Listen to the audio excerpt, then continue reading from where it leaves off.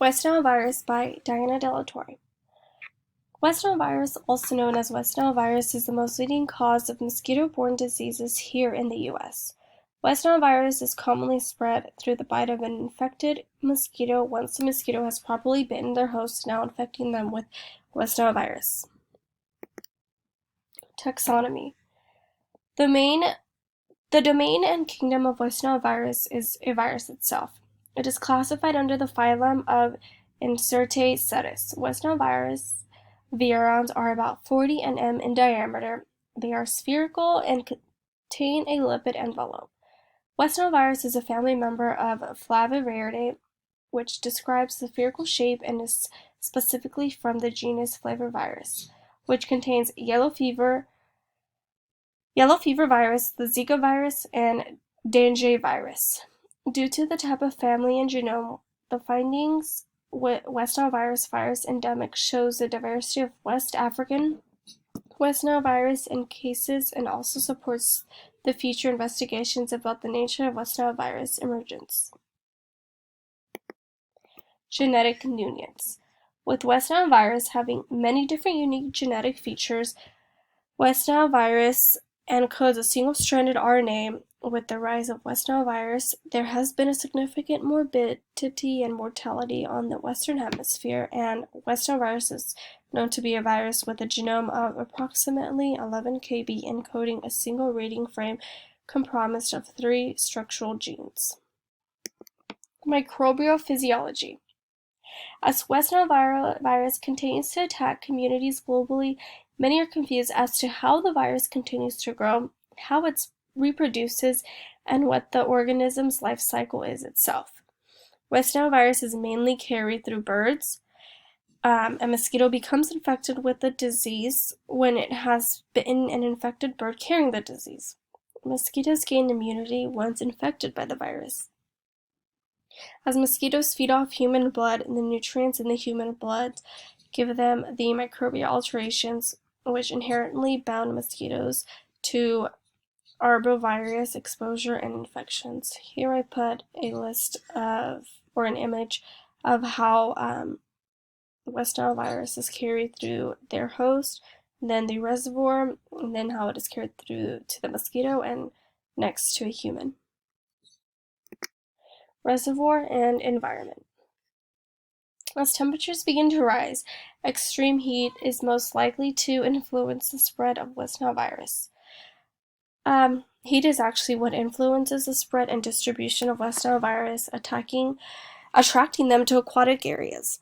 Mosquitoes do prefer warmer climate, but they are able to adapt to different seasonal climates.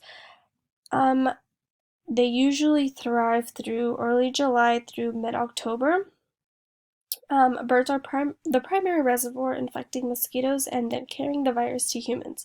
The temperature rise force model generated to be able to explain the reason as to how and why the total number of cases increase throughout the seasons of summer, showing the highest number of cases of mosquitoes also being reported. Birds being the main domain reservoir, humans are ultimately the ones who will suffer from the virus more, especially during certain climate changes like the summer. Pathogenicity. Many individuals throughout the year are infected with West Nile virus. Though many believe getting infected with West Nile virus is impossible, about 1 in 150 will be infected with West Nile virus throughout the months of June and October here in the United States. About 80% of humans infected with West Nile virus are always asymptomatic and show and produce no signs of symptoms until about 2 weeks after being infected. About less than 1% of people who become or are infected will develop a neuroinvasive disease, which usually always turn into an illness such as meningitis, encephalitis, or anterior myelitis in a flaccid paralysis. Infectivity. Once a human is infected with West Nile virus, the individual will start to develop different symptoms between 3 to 14 days after they have been bitten by an infected mosquito carrying West Nile virus. West Nile virus is rarely spread from human to human, but few cases have happened through the disease. itself, and those have been through blood transfusion, transplants, and mother to infant. West Nile virus cannot be spread through kissing or touching an infected person.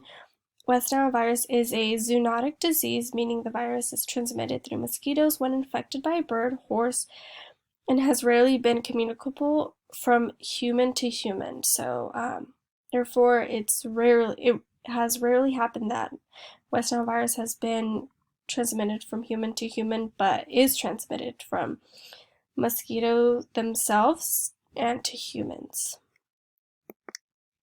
Virulence. Throughout the years, the numbers of humans being infected with West Nile virus has increased, and since there is no vaccine available for humans, the numbers of infections has continued to rise. As of today, West Nile virus has become a global public concern, dealing with many health concerns. The fatality rate of West Nile virus is about 3% to 19%, depending on encephalitis cases. West Nile virus has a lethal background, causing the development of meningitis and encephalitis, which is about 50 to 71% of patients will acquire once infected with West Nile virus. It has been known to infect most neurons and also human and mouse neuroblastoma cells, brain microvascular endothelial cells, cortical astrocytes, and also oligodendrocytes. Descriptive epidemiology. West Nile virus can attack at any moment throughout an infectious mosquito during the summertime, but those that are most likely affected by West Nile virus are people over the years of 60. Those of color are actually less likely to be affected by West Nile virus. And areas where West Nile virus is found are usually tropical urban areas. West Nile virus is transmitted through the vector of mosquitoes and is then maintained through the avian populations, and here are areas where it has been found.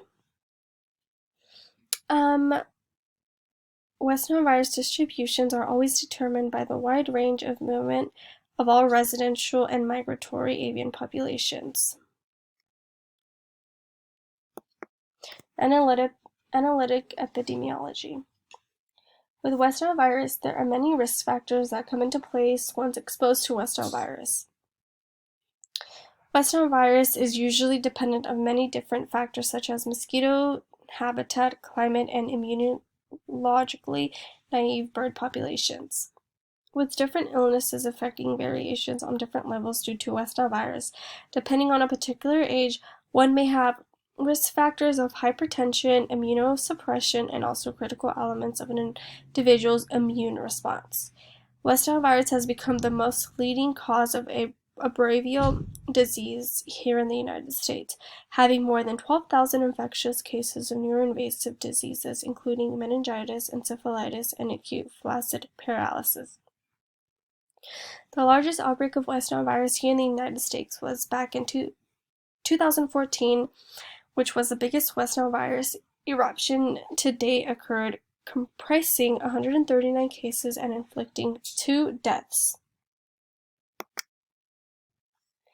So, signs and symptoms when dealing with West Nile virus would be that a person infected with West Nile virus usually starts from about 2 weeks after, and as far as infections with West Nile virus, about 1 in 150 infections will result in severe neurological diseases.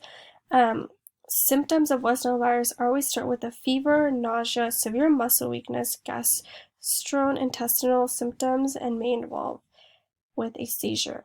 Since there is no vaccination for West Nile virus, over-the-counter medication can help stop or ease the pain of West Nile virus. Treatments and management.